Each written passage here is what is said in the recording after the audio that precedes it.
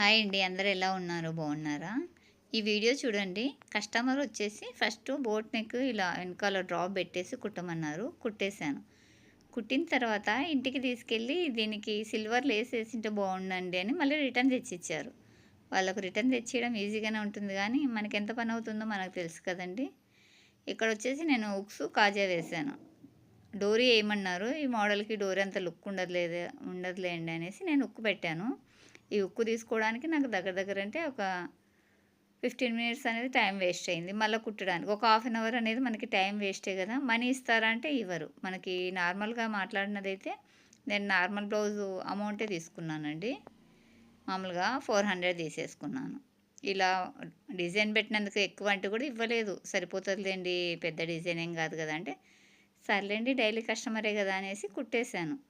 కుట్టిన తర్వాత మళ్ళీ రిటర్న్ తీసుకెళ్ళి మళ్ళీ లేస్ పెట్టమని రిటర్న్ తెచ్చారు. ఇప్పుడు నాకు లేస్ కాస్ట్ పడుతుంది, దీని టైం వేస్ట్ అవుతుంది. ఉక్కు తీయడానికి టైం పడుతుంది, వేయడానికి టైం పడుతుంది కదా. ఇలా ఉంటారండి కస్టమర్ అనేది.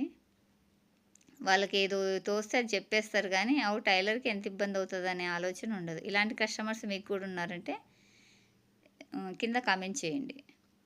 ఇది వచ్చేసి బోట్ నెక్ అండి. Front boat neck, back boat పెట్టేసి డ్రాప్ పెట్టాను. ఈ డ్రాప్కి వచ్చేసి లేస్ అనేది వేస్తున్నాను. ఇలాంటి వాటికి లేసెస్ కూడా ఆవిడ నా దగ్గర ఉన్న లేస్లో 1 ఇంచ్ వెడల్పు లేస్ చూపించిందండి, స్టోన్ లేసు.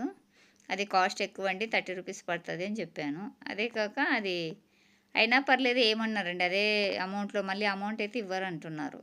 అందులోకి ఏమంటే మనకి మనీ వేస్ట్. అందులో 1 ఇంచ్ వెడల్పు అంటే ఈ నెక్ అనేది రౌండ్ తిరగదు కదా మనకి అనేసి నేను ఈ చిన్న లేస్ వేస్తున్నాను.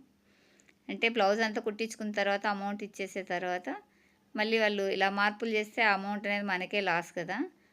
అంతేకాదండి, అది రౌండ్ తిరగదు మనకి.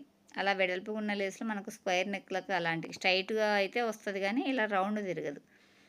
ఇలాంటి కస్టమర్స్ మీకు కూడా ఉన్నారా?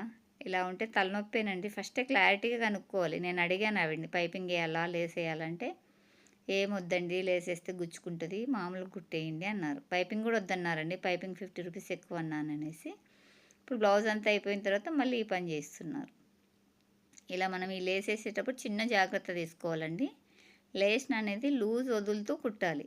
మనము లాగినట్టు కుట్టామంటే ఈ నెక్ షేప్ అనేది వెళ్ళిపోతుంది.